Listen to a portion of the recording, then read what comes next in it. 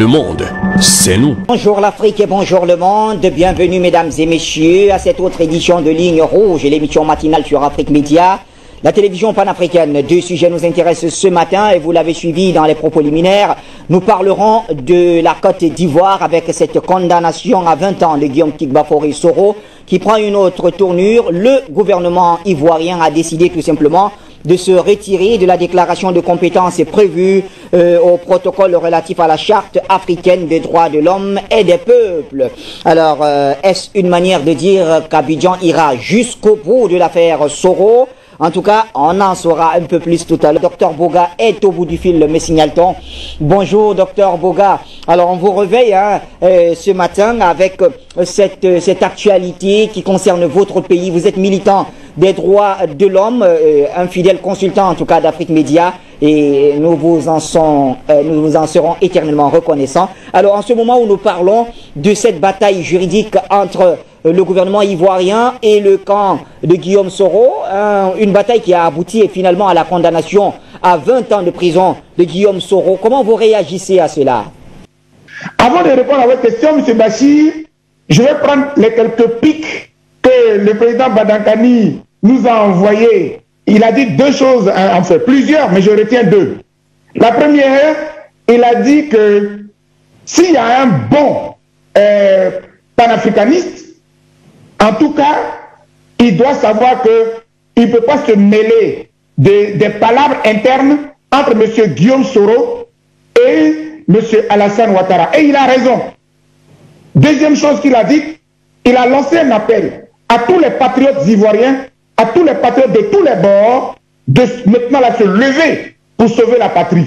Eh bien, je vais lui répondre pour dire, mon cher Banakani, président Banakani, Dr Boga est un patriote. Et je sais que je ne suis pas le seul. Je suis en exil parce que je suis patriote. Je défends les institutions de mon pays. Et j'ai pour référent politique un vrai patriote en la personne du président Laurent Gbagbo. Parce que ce monsieur-là, il a risqué sa vie, il a sacrifié sa vie pour que la Côte d'Ivoire reste un État souverain, un État de droit. Et je l'admire, ce monsieur. Maintenant, je vais être aussi, en tant que mon ami et intellectuel, dire que sur la question des panafricanistes qui ne doivent pas se mêler de la crise interne entre M. Ouattara et Soro Guillaume, je vais mettre un peu de bémol. Pourquoi? Parce que, en tant que panafricaniste et d'origine camerounaise, tu es à l'aise pour dire cela en parlant de mon pays. Mais moi qui suis ivoirien, mon cher président Banakani, mon cher Bachir, chers amis téléspectateurs, j'ai honte. J'ai honte pour mon pays. En réalité, je souffre de ce que on a quitté le terrain politique pour arriver sur un terrain judiciaire. Et moi qui suis militant des droits de l'homme, je me sens interpellé. Je me dis, tant qu'il y a un combat politique entre le président Laurent Gbagbo, le président Ouattara, le président Bédié et même quiconque, je me dis, c'est un terrain politique. Je peux aussi donner mon avis en tant que citoyen. Mais lorsqu'on arrive sur le terrain judiciaire, je suis malheureux. Et c'est en cela que je suis obligé d'intervenir en répondant à la question précise du président M. Bachir. M. Bachir, à la réalité, ce que nous voyons là, c'est une humiliation de la justice ivoirienne. C'est-à-dire qu'il y a une sorte de... Le peuple ne comprend plus rien. On a des juges, on a une juridiction, et puis en même temps, la Côte d'Ivoire fait partie, au plan international, de certaines institutions judiciaires. Alors, M. Ouattara dit que lui, il vient de la communauté internationale, il respecte la communauté internationale. Comment se fait-il que la justice ivoirienne prend une décision, la personne qui se sent victime, qui n'est pas d'accord avec la décision de justice, saisit une juridiction internationale et M. Ouattara joue à un jeu de chat et de souris. Donc voilà où se pose le problème de fond. Mon cher Bachir, avant de rebondir, parce qu'il faut que j'analyse cette question à fond, la Côte d'Ivoire est présentée aujourd'hui comme la République des 20 ans de prison. La République des 20 ans de prison. C'est-à-dire que si c'était M. Guillaume Soro seul qui avait été condamné aujourd'hui, je serais d'accord à 100% avec M. Banakani pour dire je ne rentre pas dans ce conflit, c'est un conflit entre les amis d'hier. Malheureusement, on a condamné Mme Simone Gbagbo à 20 ans d'abord. On a condamné le président Laurent Gbagbo à 20 ans. Ensuite, on a condamné M. Akossi Benjo, le maire du plateau, un monsieur du PDCI, le numéro 3 du PDCI, à 20 ans. On a condamné M. Charles Blé Goudé à 20 ans. On condamne aujourd'hui M. Guillaume Soro à 20 ans. À qui le tour demain? À qui le tour? Donc en réalité, on règle des comptes politiques. Et moi, je suis militant des droits de l'homme qui ne veut pas qu'on fasse l'amalgame entre le politique ou bien la politique et le judiciaire. Je me sens interpellé. Je me sens interpellé. Et si M. Bachir m'autorise, je vais vous dire en réalité le jeu de ruse, le jeu de tromperie de M. Ouattara qu'il y a dans cette décision de justice qui a eu lieu le 28 avril 2020. Vous avez la parole, allez-y. Faites-nous savoir Très bien. Quelle est la ruse dans Très bien, d'accord. Merci. La Cour africaine des droits de l'homme et des peuples, et puis je suis encore d'accord aussi avec M. Banatani lorsqu'il dit la Cour africaine était où, et puis le président Laurent Gbagbo et tout cela, il a raison. Mais avant d'aller plus loin, je voulais quand même préciser que la Cour africaine des droits de l'homme et des peuples, ce n'est pas la Cour de justice. En réalité, ce n'est pas une Cour de justice en tant que telle. Il faut que les Africains comprennent que la Cour africaine des droits de l'homme et des peuples, c'est vrai que c'est un tribunal, mais il est une sorte d'appendice de la Commission africaine des droits de l'homme et des peuples. C'est-à-dire que quand on a créé l'Union africaine, il y a la Commission africaine, c'est un peu comme l'administration de l'Union africaine. Et cette commission est chargée de régler les litiges entre les États partis et tout cela. Mais comme il y a des questions judiciaires, il y a des questions techniques, la commission de l'Union africaine, on a mis en place, donc on crée une cour africaine qui vient jouer le rôle, qui vient compléter, c'est écrit noir sur blanc dans le protocole de la Cour africaine. Donc la Cour africaine vient compléter les missions de la Commission africaine. Donc si je dis cela pourquoi? Parce que dans le fond, cette Cour africaine-là, elle se comporte un peu comme une sorte de cour politique. C'est parce que la mission de la Commission de l'Union africaine, c'est une mission politique, puisque le président même de la Commission est désigné par les chefs d'État sur proposition d'un État et tout cela. Ce n'est pas un juge. Mais comme il est appelé à rendre des décisions, on a mis en place une cour.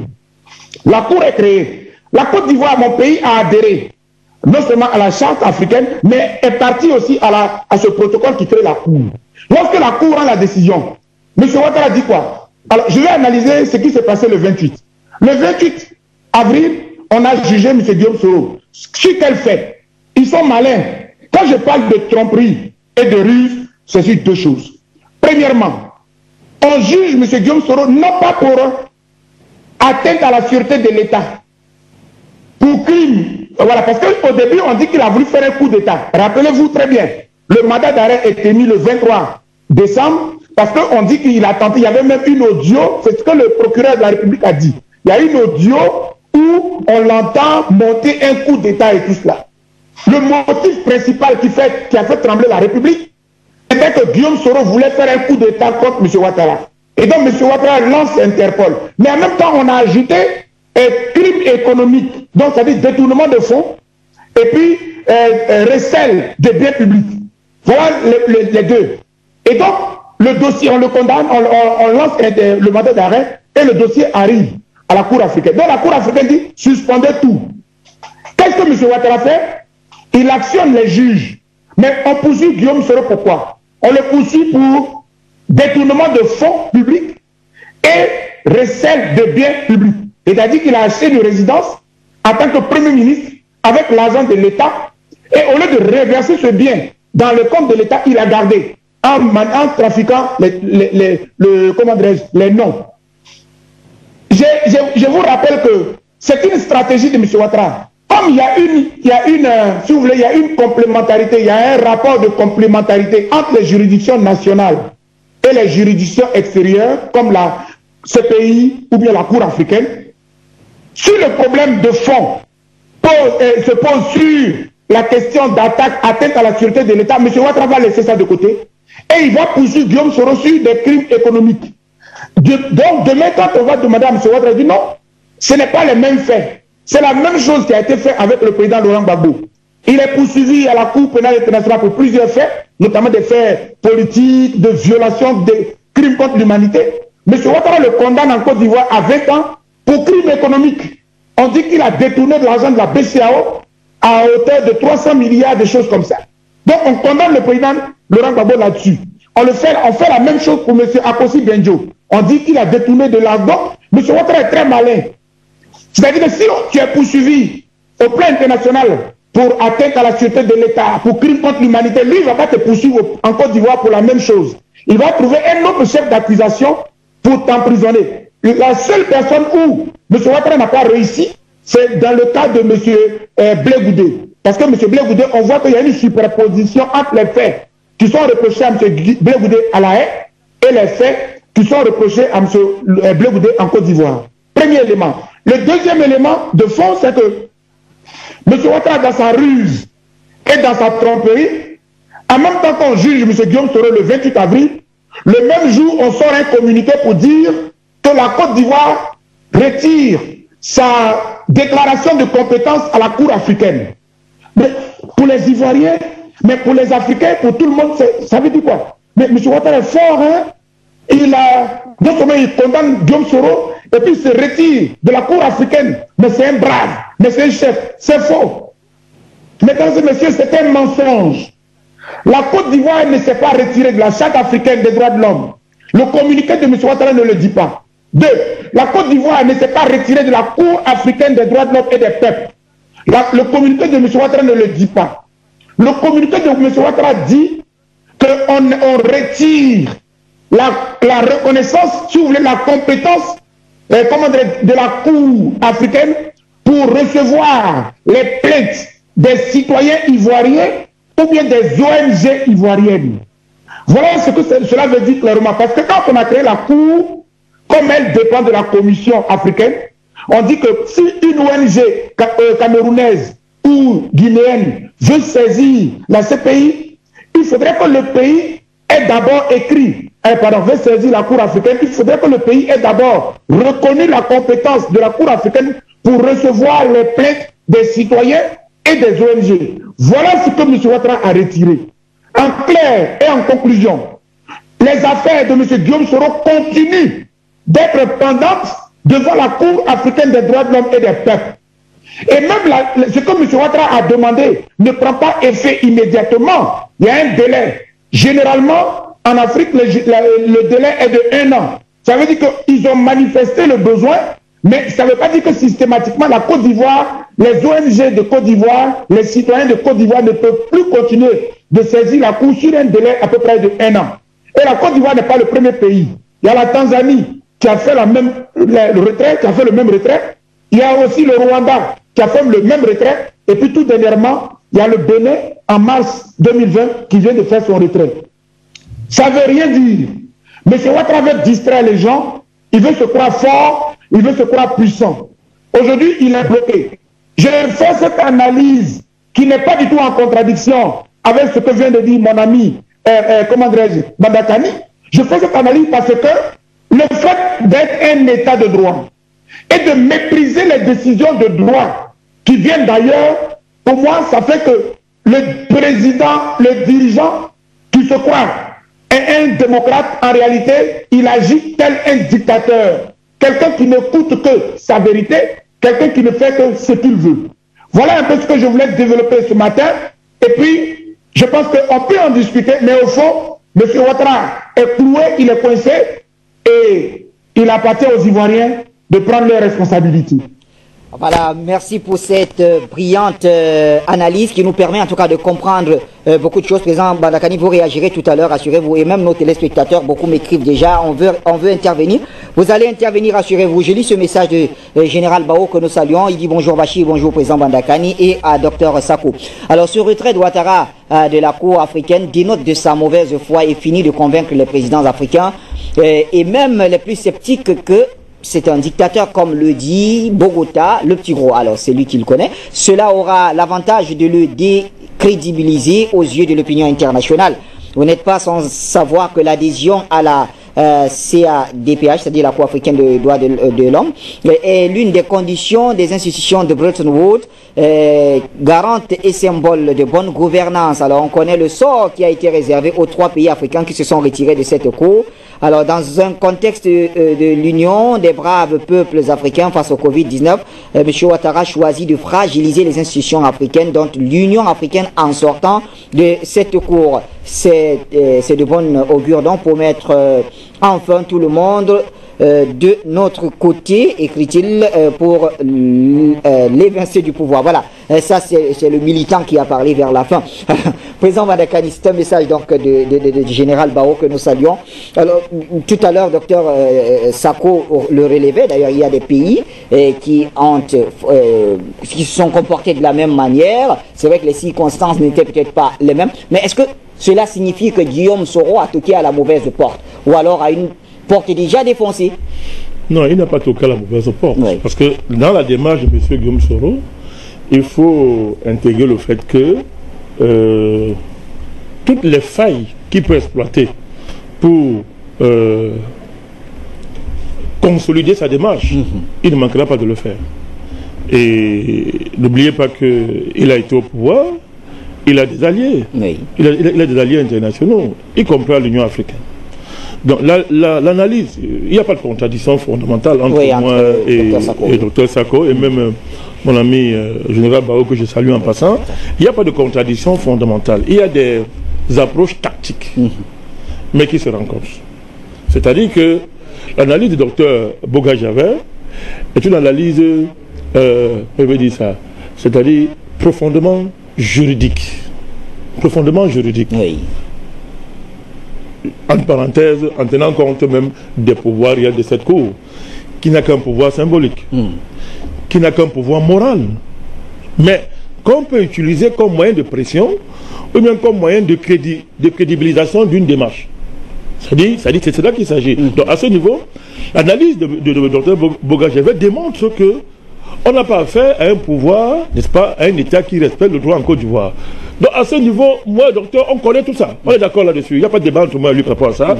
Et il est important que, sur tous les terrains de la bataille, nous soyons performants.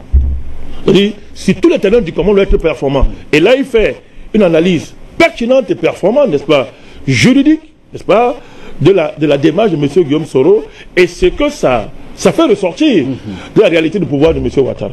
À ce niveau, il n'y a pas de bataille à faire. Alors, en fait, ça veut dire que ce qui est considéré peut-être aux yeux d'Abidjan comme une défaite pour Soro serait en réalité une petite victoire. Pourquoi? Parce que la démarche de M. Guillaume Soro a obligé M. Ouattara à commettre une erreur. Une erreur qui est quoi? C'est que c'est-à-dire que subitement, il retire, comme tu as dit, le titre. Moi, le titre, moi, ça me convient. Oui. Le titre, ça me convient. Il n'est pas juridique, mais il est symboliquement juste le titre. Oui. C'est-à-dire, parce que quand il retire la compétence à cette cour pour traiter de ces questions-là, il le fait pourquoi? Parce que M. Guillaume Soro a introduit a saisi la cour. Oh, mais avant que Guillaume Soro le saisisse de la cour, il n'avait aucun problème avec la cour. Vous comprenez? Il n'avait aucun problème avec la cour. Le voile est tombé. Ben c'est clair, c'est-à-dire qu'à ce niveau, on peut dire Guillaume Soro a, malgré lui, contribué à déconstruire l'image du pouvoir ivoirien. Mais ça, Guillaume Soro le fait depuis. Hein. Oui. Il le fait depuis, donc c'est pas nouveau. Donc toute la demande de Guillaume Soro déconstruit le régime d'Abidjan. Il n'y a personne de mieux que Guillaume Soro pour dire que ce régime-là est ce qu'il est. Oui. Et à ce niveau, maintenant, nous on peut se taire. Nous on peut se taire, on ne parle plus.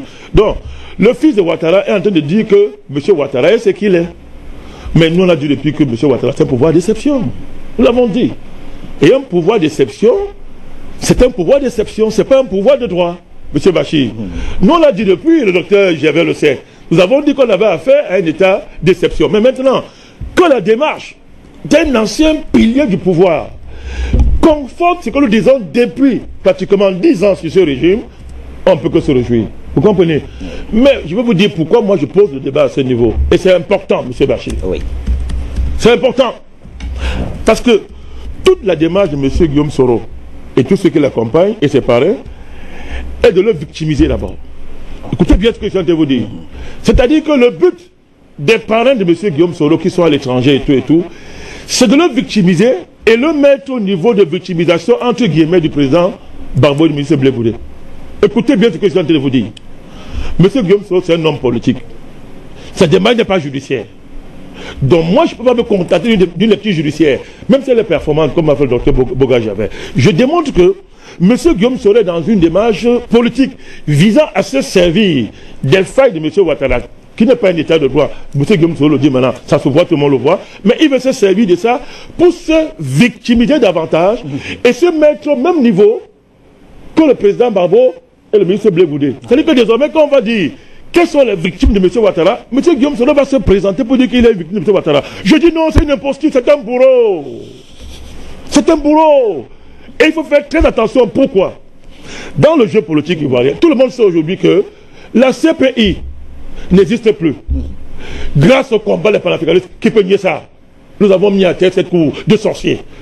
Aujourd'hui en France, alors nous parlons en France, l'État français est en train de commencer à ouvrir petit à petit le dossier des soldats tués à Bouaké. Et les thèses qui sont dites, qui sont en train d'être assumées, vont dans le sens de ce qu'a dit le président Barbeau et de ce que nous avons dit ici. Moi, Balakali, je l'ai dit depuis 10 ans. La France a tué ses soldats. Moi, je le dis depuis 10 ans. Et comme arrête de mettre en prison s'il est dit tort. Moi, je suis là, non. Ce que dit quand même grave. Je dis un truc grave, non, Bachir. Accuser l'État français d'avoir tué les... C'est grave.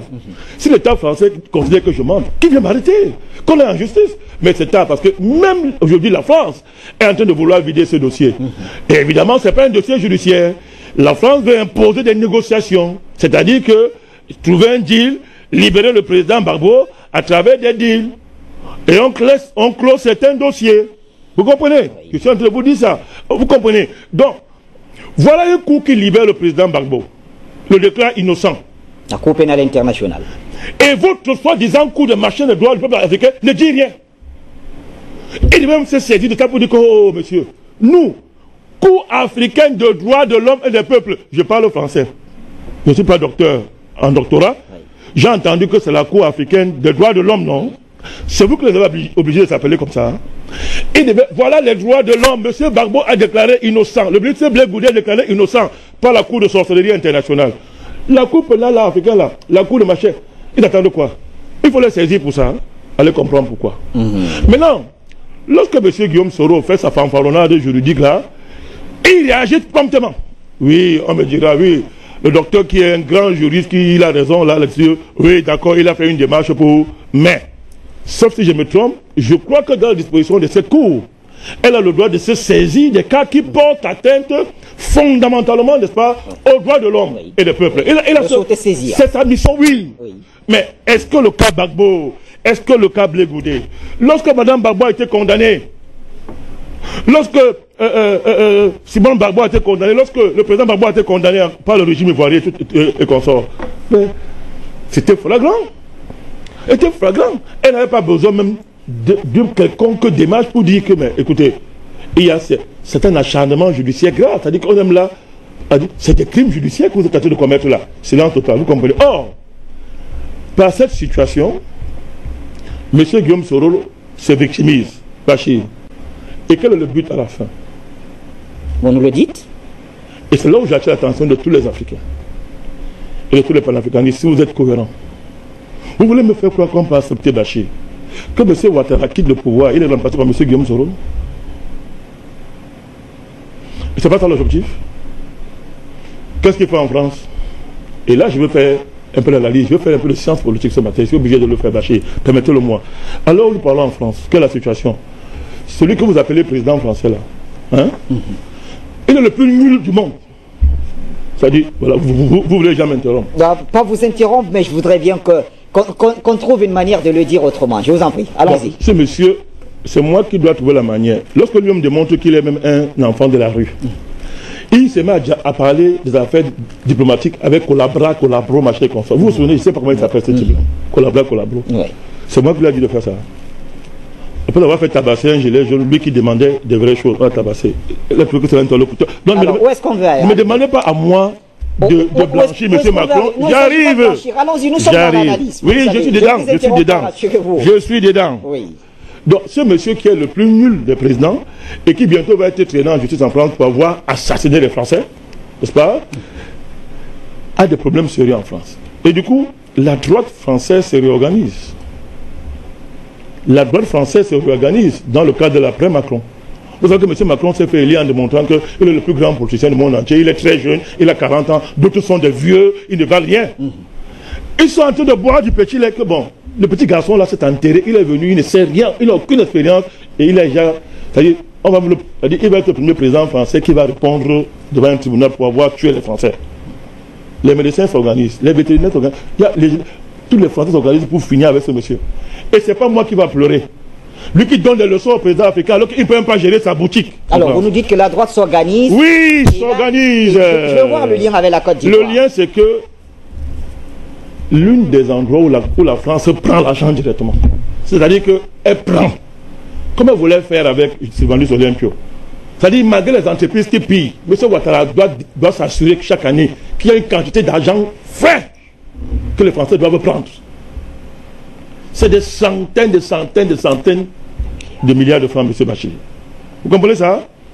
Maintenant que le pactole est en train de balancer, au cas où comme M. Ouattara n'est plus là, il a voulu faire le cinéma qu'il a fait là. Et moi, j'avais dit ici que c'est le cinéma. Il a placé quelqu'un qui, vraiment, c'est-à-dire tout le monde voit ce qu'il vaut. M. Ngolo Coulibaly. Je ne commente même pas, il est quand même Premier ministre. Je le respecte, donc je ne commente même pas. Donc, la droite française veut récupérer le pactole France-africain, de la Côte d'Ivoire en particulier, pour garantir non seulement à la France ce qu'elle pille depuis, mais aussi les avantages aux petits copains politiques. Vous comprenez? Parce que quand tu es président en Côte d'Ivoire, tu dois envoyer l'ascenseur. Vous voyez que les présidents français s'enrichissent comment?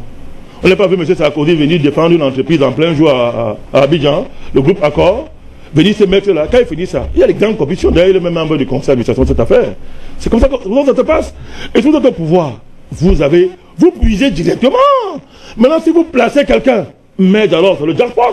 La droite française, certains milieux politiques français ont intérêt à placer M. Guillaume Soro là-bas. Et faire croire que non, le monstre Ouattara est parti, le démon est parti. Maintenant, c'est un vrai Ivoirien qui est là. C'est M. Guillaume Soro. C'est ce qu'on prépare. Moi, Banda Kani, panafricaniste, mon rôle est d'éclairer les Africains. Nous ne luttons pas pour des attenances de pacotille. Nous luttons pour la dignité des Africains, pour changer les choses. Et M. Guillaume Soro n'incarne pas le changement. Il n'incarne pas le changement. Donc, je répète encore. Donc, Dr Boga voit très bien où je suis en train de partir. Il faut que je sois en train de partir. Il n'incarne pas ça. Donc, quel est patriote ivoirien de tout bord, je dis bien de tout bord, s'organise pour sauver le pays. Je dis ceci, ce régime est en train de tomber. Il se fissure. Ne permettez pas, mon Dieu, qu'un ancien bandit, des criminels qui ont tué, que l'un d'eux revienne par le pouvoir en Côte d'Ivoire. Ce serait une défaite du patriotisme africain. Merci, Président Banda Kani. Alors, dans 3 minutes, on prend les appels. Et pendant ce temps, je retourne l'antenne à Dr Boga Gervais. Je vois qu'il a des choses à ajouter, certainement. Dr Boga, vous avez la parole.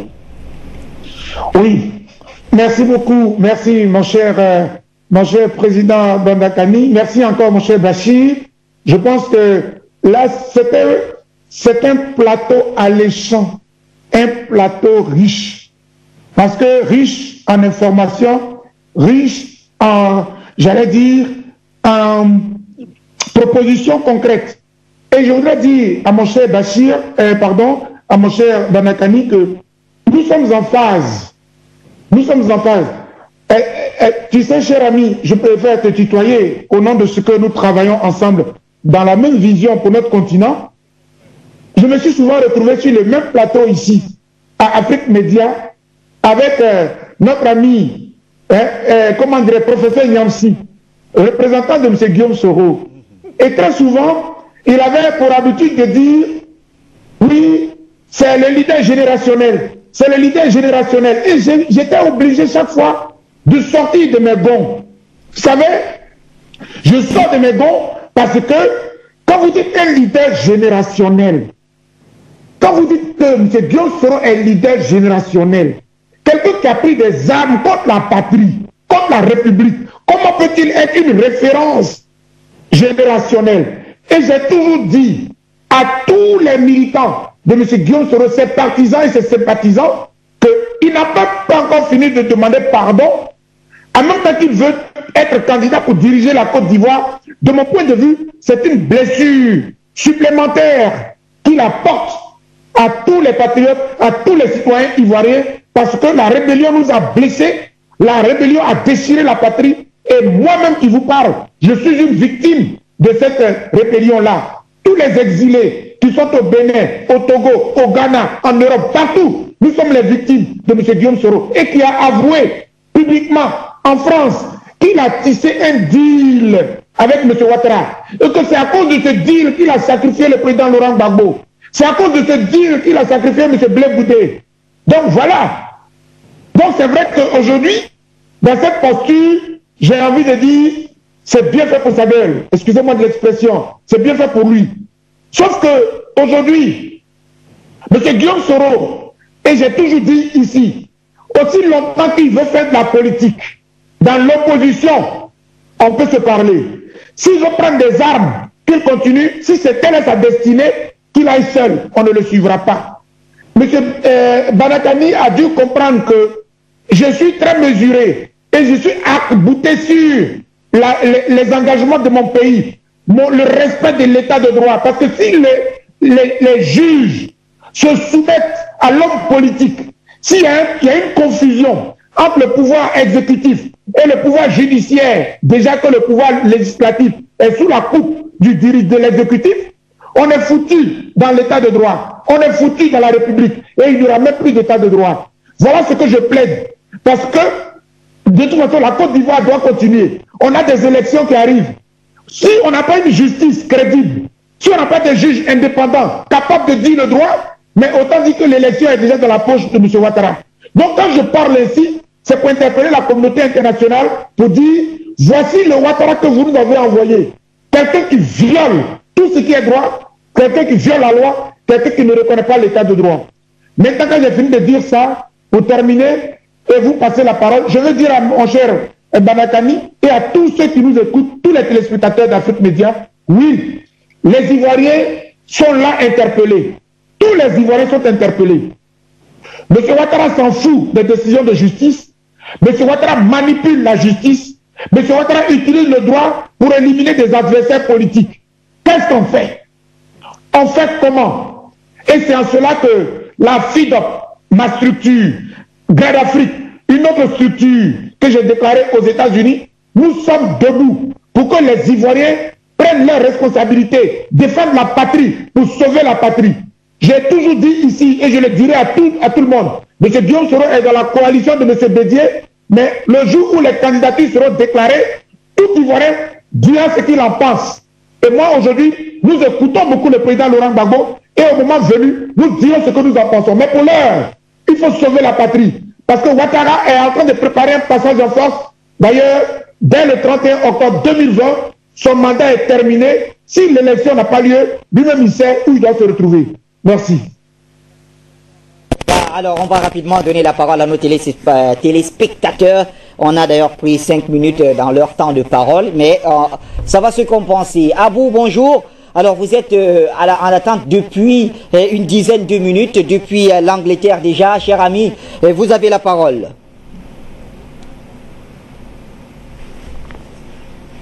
Bonjour, mon très cher frère Bachi. Je suis tellement content de vous revoir ce matin. J'ai essayé plusieurs fois depuis que vous êtes de retour, mais en vain. Mais aujourd'hui, Dieu l'a permis. Et vous êtes, comme je le dis, toujours le plus grand journaliste du monde. Et à côté de vous, le retour de mon président Banakani que j'adore, que je salue avec beaucoup de chaleur, d'amour et de défense. Et mon cher frère, Gervais Boga, que j'aime beaucoup, que je salue aussi avec beaucoup d'amour et de défense.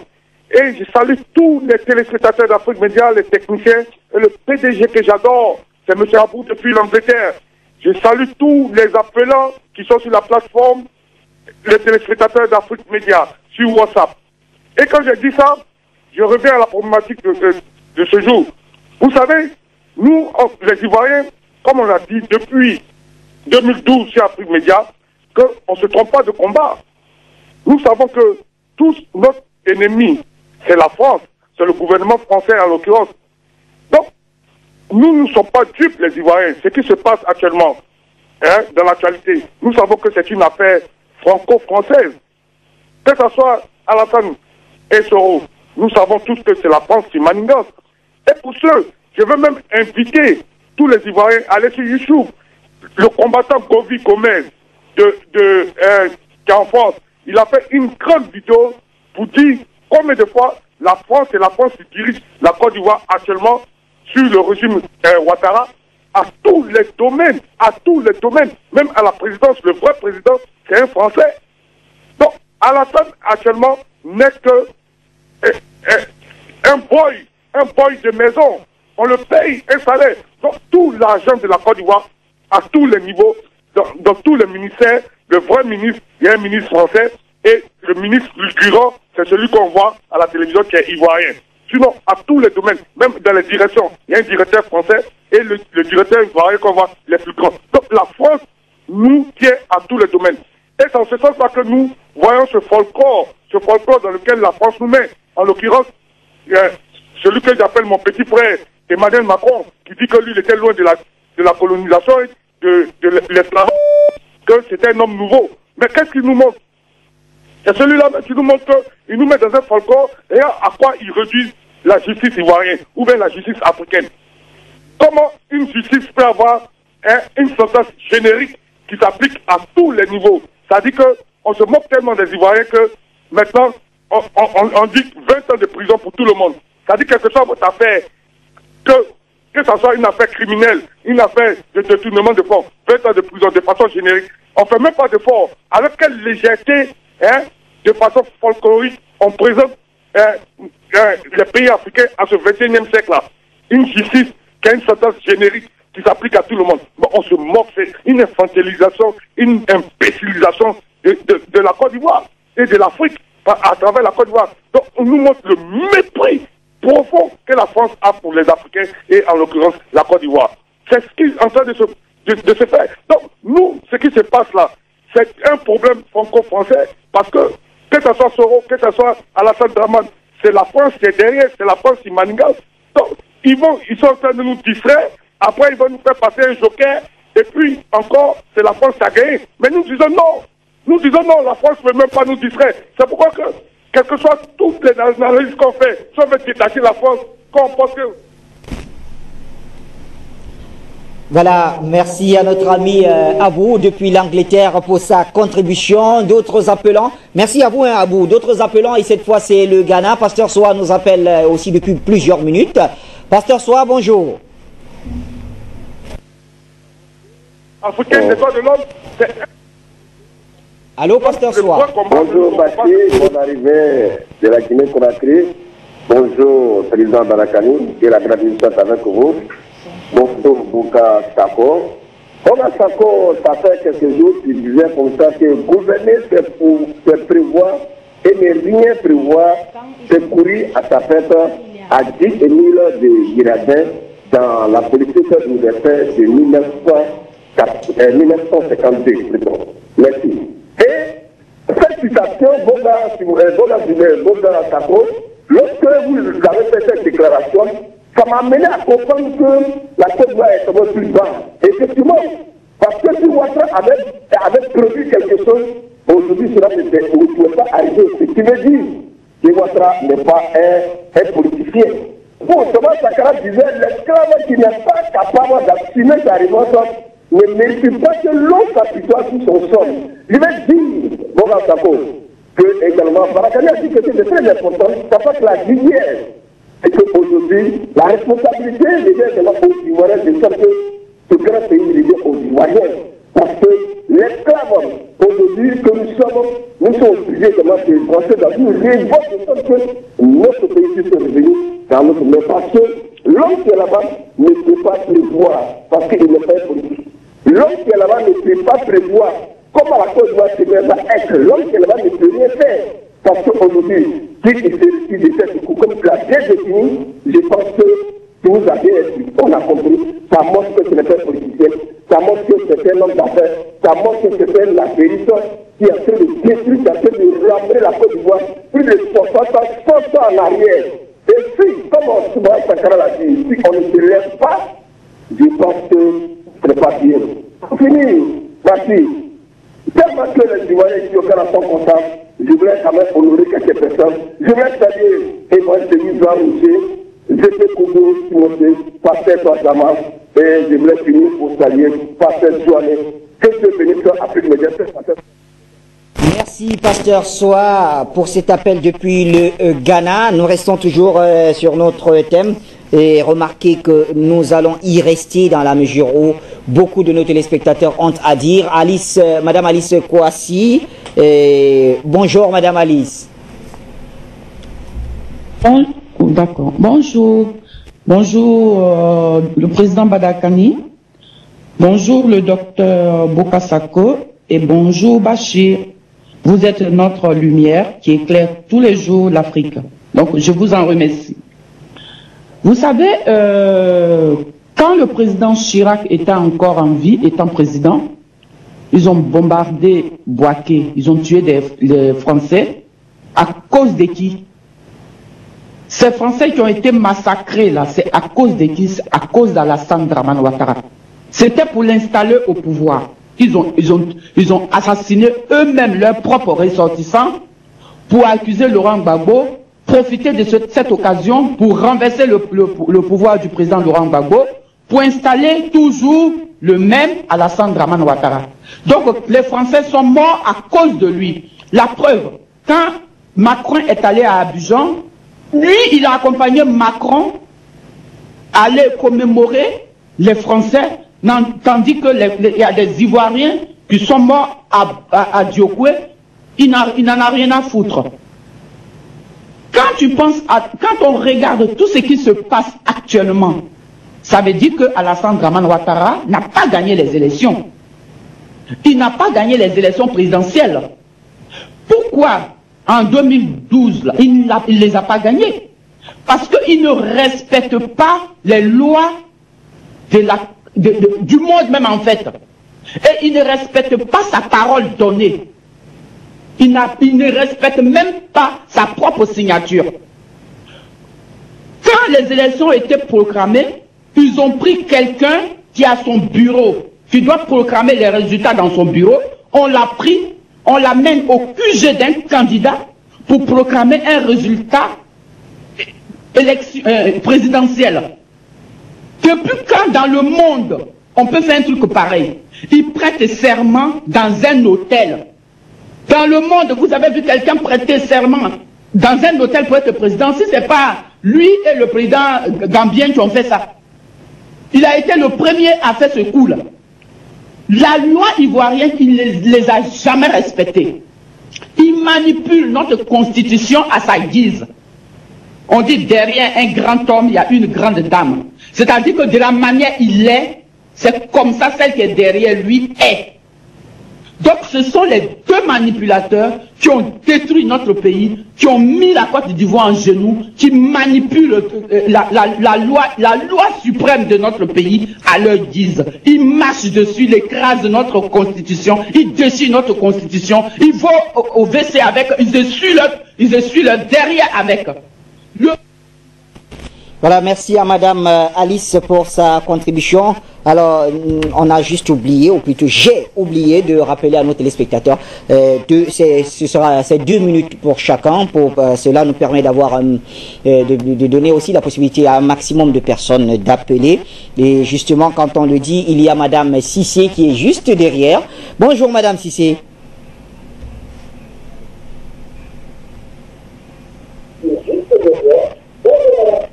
Oui, bonjour Bachir, bonjour à notre président et bon retour à Banakani, bonjour à mon frère Bogasako et merci.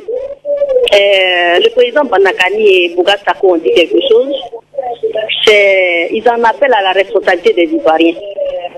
Moi aussi j'en appelle à la responsabilité historique du PDCI, parce que c'est avéré que c'est deux individus qui prennent en otage la Côte d'Ivoire, à savoir Soro et puis Alassane Dramane Ouattara. C'est eux qui prennent en otage la vie politique en Côte d'Ivoire. Et ça, Alassane Ouattara, ça fait 30 ans. Et le PDCI, vous avez les ressources humaines.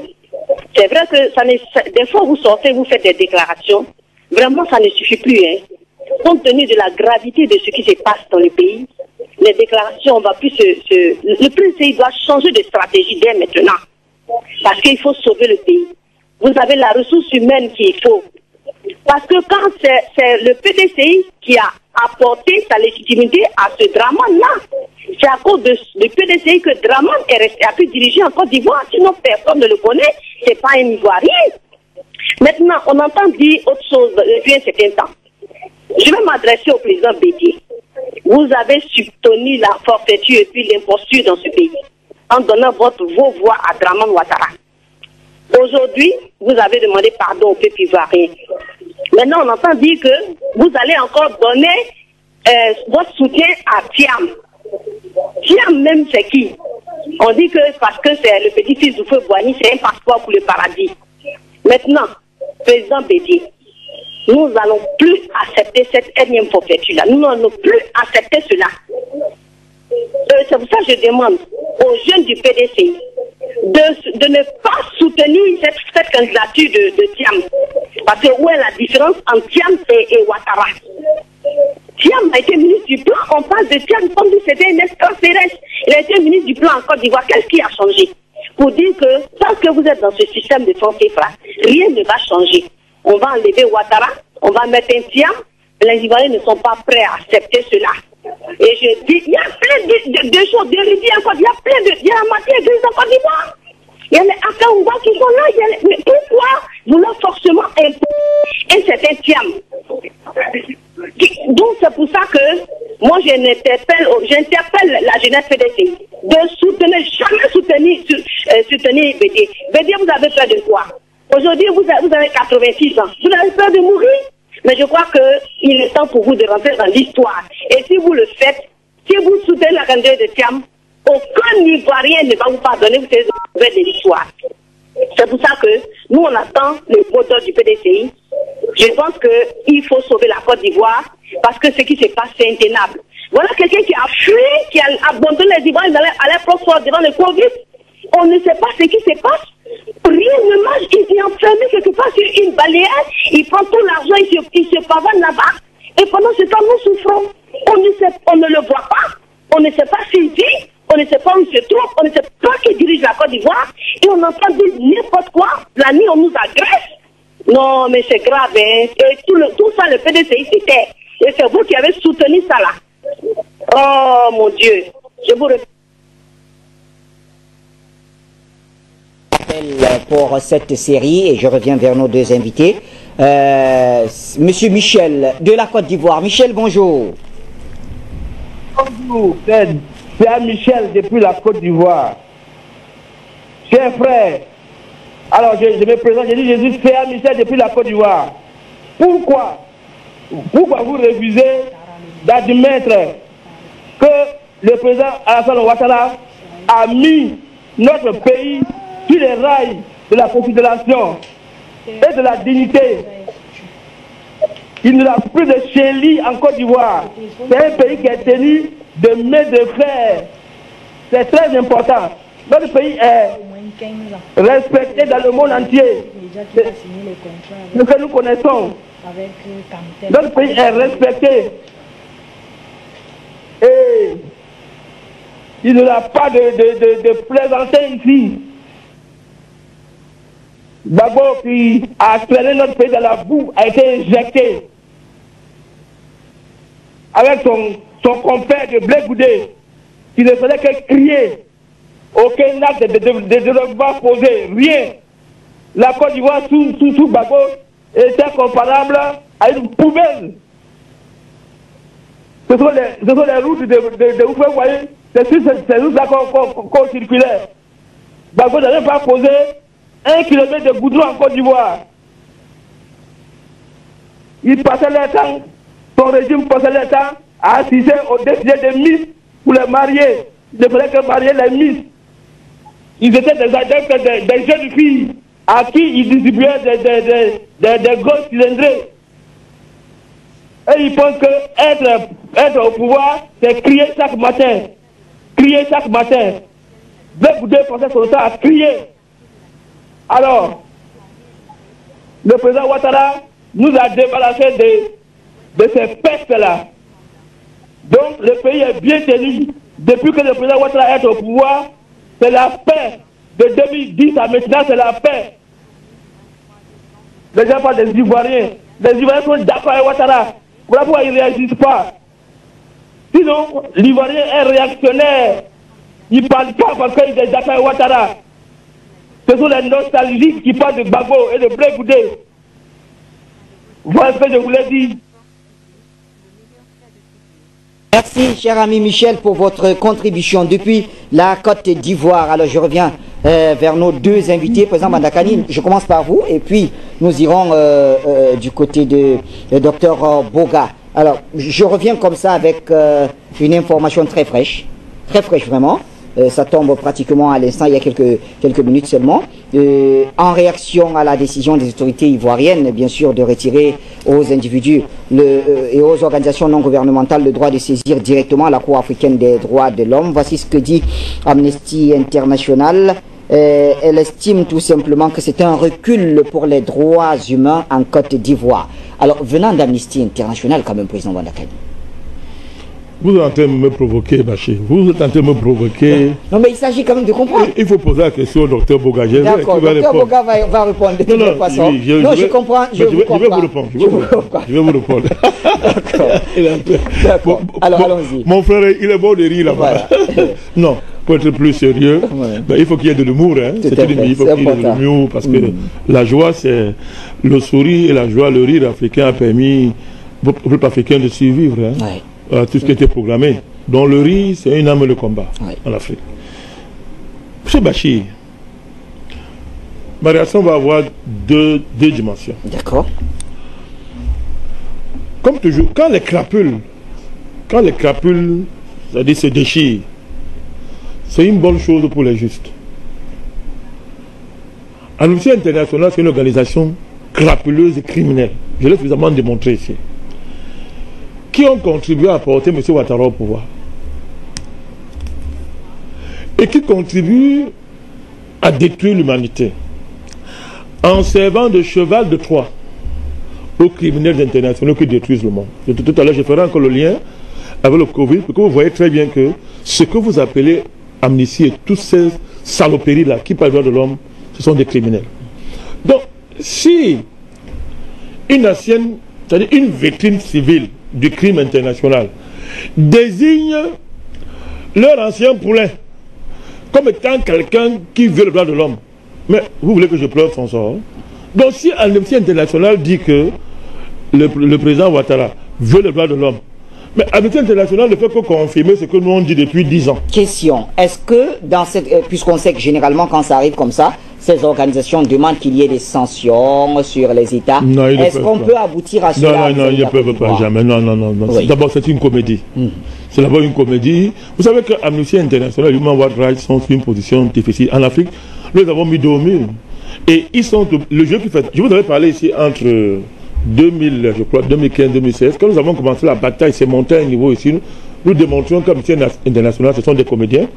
Ils sont allés effacer les rapports. Ils ont retiré leur rapport sur Internet. Parce que j'avais demandé ici que, mais j'ai les rapports là. Il y a les rapports où les rapports qui se trahissent, se contre. Ils ont retiré ça sur Internet. Et depuis ce moment-là, ils essaient de se crédibiliser de temps en temps. Et ils lâchent des faux communiqués sur les gens de leur camp, tout ça, pour rester crédibles. Donc c'est de ça qu'il s'agit. Deuxième dimension. La deuxième dimension. Bachir. Le monde est en train de vivre le plus grand génocide de son histoire.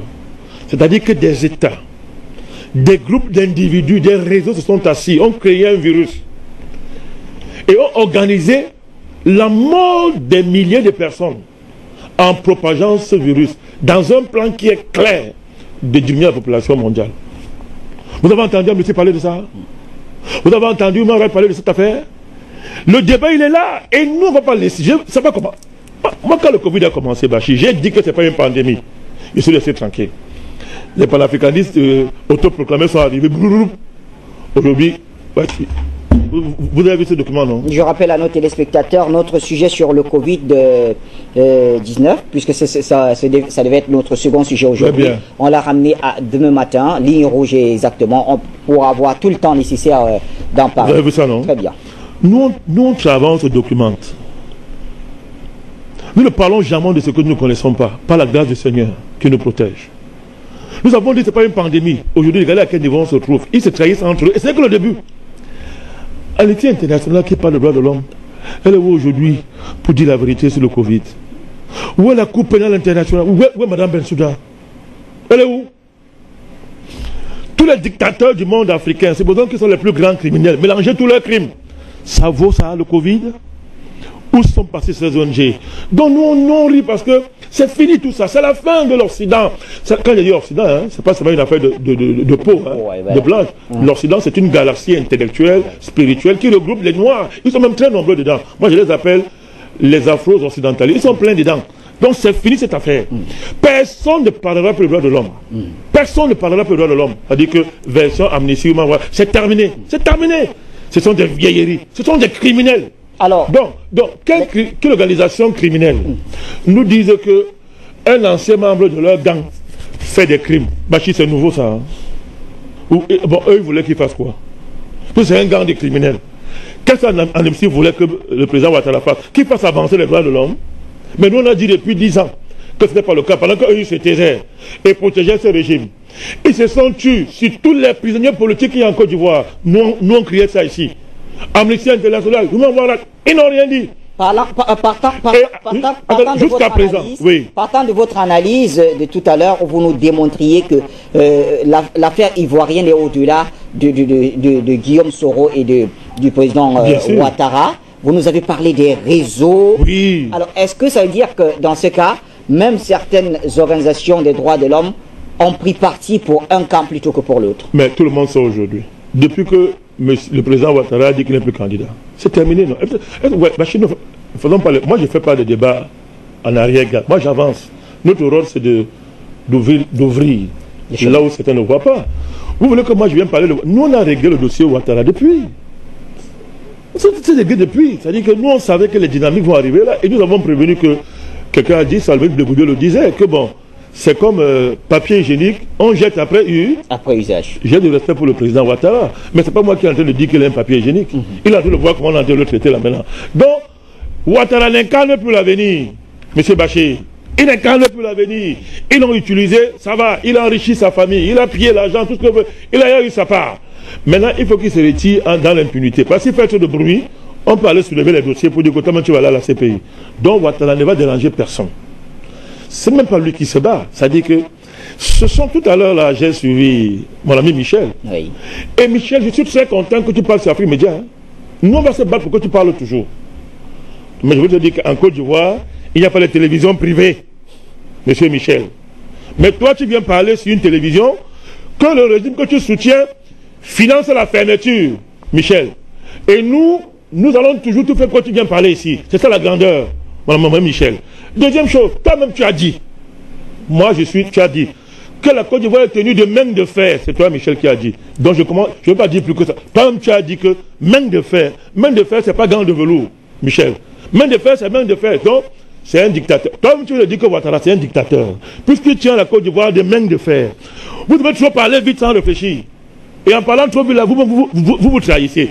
Maintenant, tu dis que le régime ivoirien, Sibarbo, c'était les jeunes filles. Vraiment. Michel, mon frère, sois sage. Tu veux qu'on parle de la vie privée des ministres du président Ouattara? Allez, on ne va pas entrer dans ça. Non, rassure-toi, Bachir, nous ne descendons pas. C'est pour lui dire tais-toi. Vous voyez, nous ici à Afrique Média, Bachir, nous avons de la mesure. Il faut que les gens fassent attention quand ils appellent ici. Donc, il faut faire attention quand vous voulez vous dire que non, sous Barbo, la Côte d'Ivoire, il passe le tâche pour nous de les petites filles. Ok.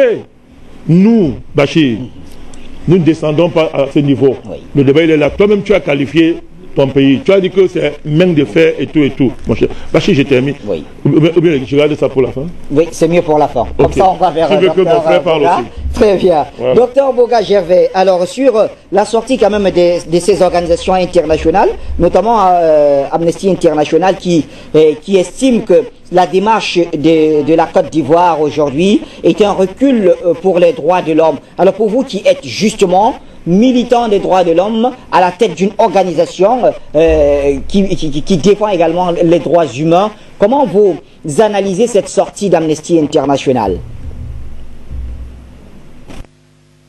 Merci beaucoup, mon cher Bachir. Je dirais deux choses. D'abord sur la question de Amnesty International et la deuxième sur l'intervenant Michel dont mon ami Bandakani vient de parler. Au niveau des structures Amnesty International et tout, permettez-moi en tout cas, chers amis, de vous dire que je milite pour les droits de l'homme depuis 1994, dans mes années étudiantes. Ma première structure s'appelle la Ligue Ivoirienne des droits de l'homme, la LIDO. J'ai fait 10 ans. J'étais président national de APDH, Action pour la protection des droits de l'homme, 2 ans. Et je suis rentré à la Commission nationale des droits de l'homme de Côte d'Ivoire, d'où j'ai créé ma fondation des droits de l'homme, la FIDOP, Fondation Ivoirienne pour les droits de l'homme et la vie politique, et puis une autre structure aux États-Unis, GRED Afrique. J'ai travaillé avec les gens de Amnesty International. J'ai travaillé avec Human Rights Watch. Et j'ai eu la chance d'aller en 2008, aux États-Unis pour le compte de l'État de Côte d'Ivoire en tant que secrétaire exécutif de la Commission nationale des droits de l'homme. Dans un de mes livres, j'ai parlé un peu des questions des ONG internationales des droits de l'homme, parlant de Amnesty International. Le représentant Afrique, en tout cas Afrique de l'Ouest, il s'appelait M. Gaëtan Moutou, paix à son âme. Il est décédé, il s'est suicidé dans son bureau en France. Je le connais personnellement parce que je l'ai reçu à l'APDH, quand j'étais président de l'APDH, en tant que président des droits de l'homme en Côte d'Ivoire, de cette structure des droits de l'homme. J'ai travaillé avec l'ONUCI, la division des droits de l'homme de l'ONUCI. Donc je suis rentré dans ce méandre-là et j'ai vu. Quand j'écris sur les droits de l'homme, dans mon livre, j'ai dit que la communauté internationale instrumentalise les structures des droits de l'homme. Donc ce que M. Bandakani dit est vrai. Parce que je suis dedans, ça fait 26 ans. J'ai eu le temps de voir et de comprendre qu'en réalité, quand la communauté internationale veut frapper un président qui est gênant pour une grande puissance et qu'on a décidé d'abattre un tel président, on envoie les ONG. Elles vont aller chercher. Et puis on va le traiter de dictateur. Et puis en ce moment-là, on justifie l'attaque de la communauté internationale. Voilà ce qu'ils ont fait à mon pays. Et pour compléter ce que vient de dire encore mon ami Bandakani, lorsque le président Laurent Gbagbo est jugé à la CPI, il y a une ONG internationale qui allait intervenir là-bas. C'est Human Rights Watch. Ils ont envoyé un soi-disant expert pour aller témoigner contre le président Laurent Gbagbo. Et à ce moment-là, je me dis, mais moi-même j'ai envie d'aller intervenir aussi. Certainement que si le procès continuait, les témoins à décharge, j'allais certainement faire partie. Parce que je ne peux pas comprendre que des ONG qui sont censées défendre les droits de l'homme peuvent soutenir une rébellion. Comment des ONG peuvent soutenir le régime de M. Ouattara qui a adoubé la rébellion, qui a soutenu la rébellion contre mon pays? Je ne peux pas l'accepter. Et c'est pour cela que quand j'ai créé ma structure, j'ai dit que c'est une fondation. On ne veut même pas que les tentacules internationales viennent nous influencer. Donc oui, mon cher Bachir, les ONG internationales, dans la crise ivoirienne, n'ont pas joué franc jeu. Et souvent, quand je fais les conférences, j'explique aux gens, il n'y a aucun pays sur la terre qui respecte les droits de l'homme à 100%. Personne. Ni les États-Unis, où on applique la peine de mort, ni la France, où on a des gilets jaunes, c'est-à-dire des gens qui revendiquent un meilleur salaire, des meilleures conditions de vie. En France, là, il y a des SDF, des sans domicile fixe. Donc les droits de l'homme sont violés en France. D'ailleurs, l'armée française a tiré dans mon pays, a tué des Ivoiriens sur l'esplanade de l'hôtel Ivoire. La France a violé les droits de l'homme en Côte d'Ivoire. Et à cause de lui, le président Laurent Gbagbo, la France est allée bombarder à Bouaké et elle a fait un accident, elle a tué ses propres compatriotes. Et comme c'est trop grossier, on a camouflé pour accuser le président Laurent Gbagbo. Bref, les ONG des droits de l'homme, elles participent de la stratégie de la communauté internationale lorsqu'elle veut assujettir un État. Voilà ce que je pense. Pour avoir travaillé dans cette matière, je suis allé aux États-Unis, j'ai écouté des grands profs, j'ai travaillé avec des collègues. On m'a reçu au département d'État. Regardez ce que je porte ici. C'est une alliance entre l'État de Côte d'Ivoire et les États-Unis. On m'a remis ça au département d'État américain. parce que j'étais allé en mission avec un passeport diplomatique de mon pays dans le cadre des droits de l'homme. Je les connais. Elles sont manipulées et elles manipulent tout pour détruire nos États. Et c'est pour cela que je défends les droits de l'homme, non pas pour l'Occident, mais je défends les droits de l'homme pour l'Afrique. Parce que les droits de l'homme, c'est bon pour nous, pour nous-mêmes, mais pas pour recevoir des leçons de qui que ce soit.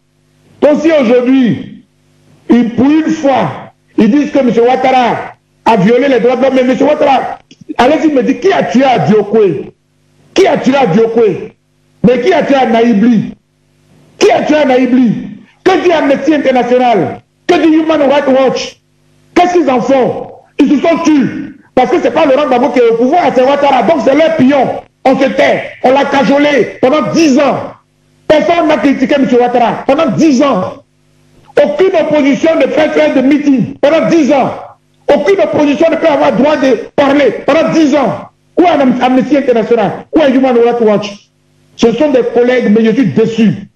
Et M. Gaëtan Moutou, paix à son âme, il connaissait mes positions lorsque je l'ai reçu au siège de l'APDH en Côte d'Ivoire. Donc, mon cher Bachir, je veux te dire que ces structures avec lesquelles nous travaillons, on n'est pas là pour recevoir des ordres d'elles, on n'est pas là pour recevoir des leçons d'elles, on se connaît. Et je pense que chacun de nous, quand on a étudié ensemble, chacun de nous applique les connaissances selon l'objectif qu'il vise. Mon objectif, c'est que la Côte d'Ivoire soit un pays souverain, que l'Afrique soit autonome et que l'Afrique se décide d'elle-même. Non pas de recevoir des leçons de qui que ce soit. Pour terminer, il y a un compatriote ivoirien qui a appelé. Il fait l'éloge de M. Ouattara. Bon, ça je peux dire, c'est un peu, on peut le faire si on est partisan, soutien de M. Ouattara, mais faites-le dans l'objectivité, avec des arguments solides. Il me dit, oui, au temps de Gbagbo, c'était les miss, c'était la danse, c'était les voitures, aux femmes, etc. Mais mon cher ami, je préfère encore un pays où les dirigeants, s'ils veulent prendre leur argent pour s'amuser, c'est leur problème. Tant qu'ils ne violent pas les droits de l'homme, tant qu'ils ne briment pas la loi, tant qu'ils ne confisquent pas le pouvoir, c'est leur affaire. Mais nous, en tant que citoyens, on a aussi ce qu'on a à faire. Si le pays avance, les droits de l'homme sont respectés, les populations peuvent faire ce qu'elles veulent, d'ailleurs même ce qu'il dit du pouvoir Laurent Gbagbo, ce n'est même pas vrai parce qu'on était tous en Côte d'Ivoire, mais je le lui concède. Maintenant, qu'est-ce qu'il dit? Il dit, M. Ouattara, depuis qu'il est là, il y a la paix. Mais M. Michel, là, est-ce qu'il est sérieux? Et les mutineries, là, les mutineries qu'il y a eu en Côte d'Ivoire, plus de 3 mutineries qui se sont succédées. Aujourd'hui, le pays est en danger. Le pays est sur orbite. La Côte d'Ivoire n'est pas en paix. C'est ça qu'il appelle la paix. La paix, c'est pas ce que tu vois quand les voitures circulent, quand le plateau, non. La paix, c'est ce qui se passe en souterrain. Aujourd'hui, la Côte d'Ivoire bouillonne de l'intérieur. La Côte d'Ivoire est assise sur des braises. Parce que le chef rebelle et son dealer et son chef, les deux sont en conflit. Les Ivoiriens sont en danger. Notre pays est en danger, on doit le sauver. Et puis deuxièmement, il dit la Côte d'Ivoire est respectée.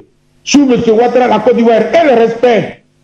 Un président qui ne reconnaît pas les décisions de justice de l'extérieur, où est le respect? Un président qui envoie les avocats à la CPI pour ne pas que des Ivoiriens regagnent leur pays, où est le respect? Soyons sérieux. Vous pouvez soutenir M. Ouattara, mais trouvez-nous des arguments valables. En 10 ans, M. Ouattara a violé tout dans notre pays. D'ailleurs, même c'est depuis 90. Ça suffit. Dès le 31 octobre, ça suffit. Et j'ai dit. Président Banakani, je reviens à vous. Tout à l'heure, je suivais la une des journaux avec Fabrice Ndoum. Alors, il a parlé, je crois, de la une de Le Jour Plus, qui a attiré notre attention, qui disait que, en fait, le retrait de cette compétence au niveau de la Cour africaine des droits humains par la Côte d'Ivoire était dû au fait que cette démarche, voilà, un juriste consultant dit que les motifs évoqués par la Cour africaine viole la constitution ivoirienne. C'est en fait ce que nous lisons chez nos confrères de Le Jour Plus. Alors comment faut-il comprendre ça? C'est-à-dire que la Côte d'Ivoire actuelle ne serait-elle pas respectueuse des instances supranationales, puisque je vois que c'est ce qui est un peu à la mode aujourd'hui? Ben, la question devrait être posée à ce qu'on appelle comme le temps international. Joël, si vous pouvez retrouver la une de Le Jour Plus, je crois que c'est l'avant-dernière une La question devrait être posée à ce qu'on appelle communauté internationale. Oui. Nous avons démontré suffisamment ici que cette communauté internationale était une communauté criminelle. Oui. Bachir, il faut que le monde se lève. Il faut que les gens qui sont épris de justice laissent tomber le masque et soient courageux. Depuis 10 ans, Afrique Média est à l'avant-garde d'un combat pour démontrer ici que ce qu'on appelle droit international n'a été que le masque de la criminalité internationale mise en œuvre parce qu'on appelait les puissances. Les puissances. Nous avons été à l'avant-garde pour dire ça, mon cher Bachir. Je ne reviens pas sur ce que la crise du Covid est en train de montrer au monde. Demain, on reviendra dessus. Si Dieu le veut. On y reviendra. Très bien. C'est en tout cas le rendez-vous, Voilà. allez, rassurez-vous. Alors, donc vous vous rendez compte, ce qui est grave avec le cas de ce régime de Ouattara, et c'est pour ça que tout à l'heure j'étais en train de dire à mon ami Michel à Côte d'Ivoire que il faut chercher des arguments pour venir dans un débat comme celui-ci.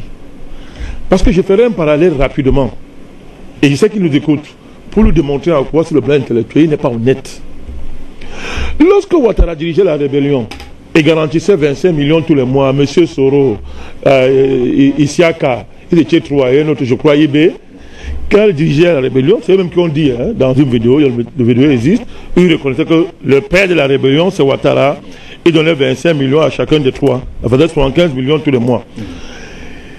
Ces gens ont dit que, à partir du moment où eux, ils contestent le pouvoir ivoirien, à partir du moment où ils estiment que eux, le régime ivoirien sous Gbagbo violait les droits de l'homme, était un nain sur le plan du développement économique, violait leurs droits, il n'y avait plus de constitution en Côte d'Ivoire, M. Bachir. Il faut bien comprendre ce que je suis en train de dire. Donc, à partir du moment où la rébellion estimait que le régime viole ses droits, il n'y avait plus de constitution en Côte d'Ivoire. Et la France, l'ONU, l'Angleterre, ont dit à la rébellion que vos intérêts, votre façon de penser, votre façon de voir la liberté, l'économie, les droits de l'homme et tout, ont remplacé la constitution ivoirienne. On les a armés. Et lorsque ils étaient incapables, n'est-ce pas, d'affronter l'armée ivoirienne, la France, par M. Chirac, elle-même a pris sur elle de venir tirer sur les Ivoiriens en Côte d'Ivoire, Bachir. Oh mon Dieu, quand je pense à ça, moi j'ai les larmes aux yeux. La France est venue tirer sur les Ivoiriens en Côte d'Ivoire. Et lorsque l'État ivoirien a décidé de lancer l'opération Unité pour en finir avec la rébellion, au nom de la constitution de la Côte d'Ivoire, la France a fait tuer 9 soldats français pour intervenir et détruire les sucres de l'armée ivoirienne pour protéger la rébellion. Qu'on comprenne ça très bien, Michel, qui m'appelait là pour dire n'importe quoi, qui écoute très bien ce que je suis en train de dire, a dit que les pensées des rebelles, leurs avis, ont remplacé la constitution ivoirienne. Lorsque M. Ouattara prend le pouvoir, il marche de la constitution ivoirienne avec l'appui de l'Union africaine. C'est pour ça que je suis très sévère avec cette affaire, ce machin que vous appelez l'Union africaine. C'est avec l'appui de l'Union africaine que la France, M. Ouattara, ils ont piétiné la constitution ivoirienne. Et il s'installe. C'est ce qu'il a fait après? Il a rappelé encore le président de la Cour constitutionnelle de Côte d'Ivoire. Oh, c'est quand même terrible quand on parle de ces choses. Hein. J'ai oublié son nom, ce grand monsieur. J'ai oublié son nom, peut-être le docteur Gébo va l'appeler. J'ai oublié son nom là. C'est quoi? C'est Yao Paul Ndré. Yao Paul Ndré, je crois. Ce grand monsieur. Lorsque Ouattara prend le pouvoir, il s'installe. Il le rappelle. Mais après coup, Michel, toi tu m'entends, hein? Toi qui dis que tu es intellectuel là, entends-moi bien. Monsieur Ouattara rappelle Yao Paul Ndré après coup venu faire une cérémonie, Bachir, de prise de pouvoir constitutionnel. C'est-à-dire, il reconnaît lui-même après que, vraiment, c'est-à-dire que c'est trop grave ce que nous avons fait.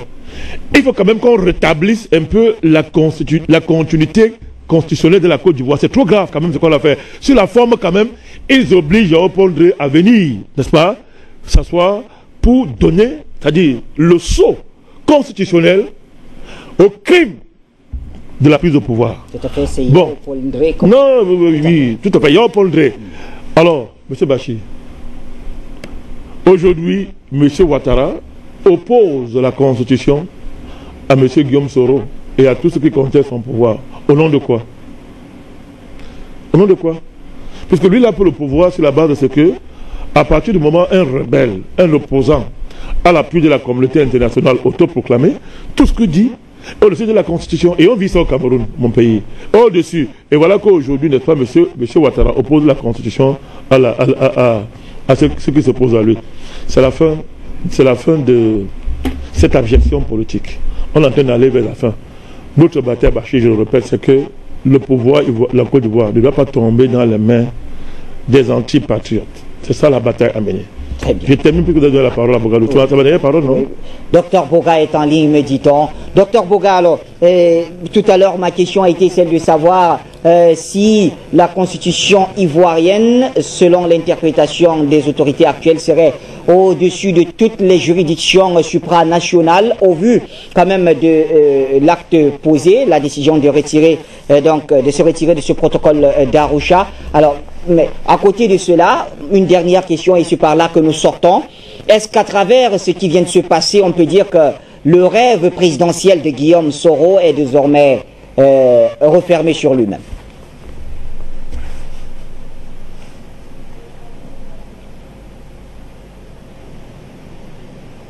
C'est la même question que tout à l'heure.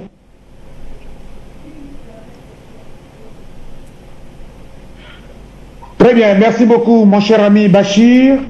Et puis, je tombe un peu des nues.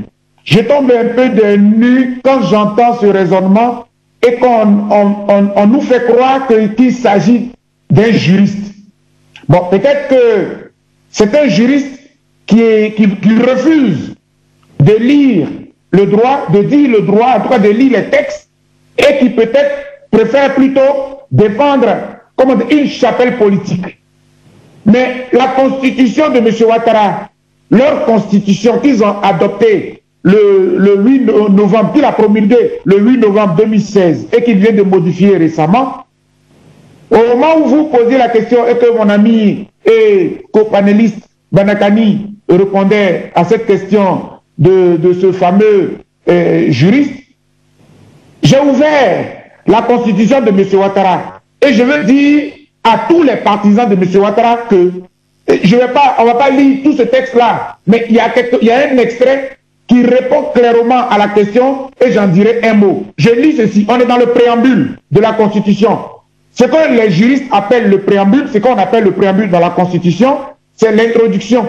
Mais les juristes eux-mêmes, ils savent que l'introduction a la même valeur que les articles.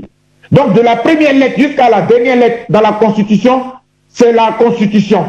Il est écrit, et je lis, le peuple de Côte d'Ivoire réaffirme, donc nous, peuple de Côte d'Ivoire, réaffirmons notre détermination à bâtir un état de droit dans lequel les droits de l'homme, les libertés publiques, la dignité de la personne humaine, la justice et la bonne gouvernance, telles que définies dans les instruments juridiques internationaux auxquels la Côte d'Ivoire est partie, notamment la Charte des Nations Unies de 1945, la Déclaration universelle des droits de l'homme de 1948, la Charte africaine des droits de l'homme et des peuples de 1981 et ses protocoles additionnels. Je m'arrête là. Cela veut dire quoi? Cela veut dire que l'État de Côte d'Ivoire, le peuple de Côte d'Ivoire dit, il reconnaît tout ce qui est droit de l'homme, état de droit, démocratie, tout cela, tel que cela est écrit dans la Charte des Nations Unies, dans la Déclaration universelle, dans la Charte africaine des droits de l'homme et des peuples, et tous les protocoles additionnels. C'est écrit noir sur blanc. Donc le peuple de Côte d'Ivoire a obligé à engager le peuple, toute la nation, et donc le dirigeant est obligé de respecter ce qui est écrit dedans. Ce n'est pas moi qui ai rédigé cela. Donc où est la contradiction? Si vous dites que vous reconnaissez les droits de l'homme tel que cela est écrit dans la Charte africaine des droits de l'homme, et que vous reconnaissez tous les protocoles que vous avez signés, je suis désolé, mais vous êtes obligé de respecter tout ce qui va venir comme protection, comme décision, disant que vous avez violé les droits de l'homme, et donc vous êtes obligé de les respecter. Donc ce juriste-là, vraiment, il a raconté un gros mensonge, mais la Côte d'Ivoire a des obligations, et en plus du préambule, il y a des articles dans lesquels il est dit clairement que tous les accords que la Côte d'Ivoire a signés, la Côte d'Ivoire est obligée de les respecter. Je termine pour dire M. Ouattara n'a pas dit que la Côte d'Ivoire ne reconnaît plus la Charte africaine des droits de l'homme. Non. M. Ouattara n'a pas dit que la Côte d'Ivoire ne reconnaît plus la Cour africaine des droits de l'homme. Non. M. Ouattara dit la déclaration de compétence que nous reconnaissons à la Cour pour qu'un citoyen ivoirien, une ONG ivoirienne aille saisir directement la Cour, à partir d'aujourd'hui, on retire cela. C'est tout.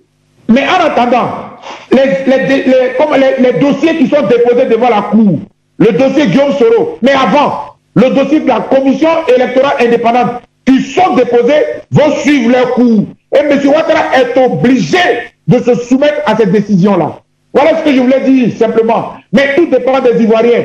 Si la Cour africaine donne une décision que M. Ouattara ne veut pas l'appliquer, si nous ne réagissons pas, c'est nous qui sommes perdants. Et j'ai dit.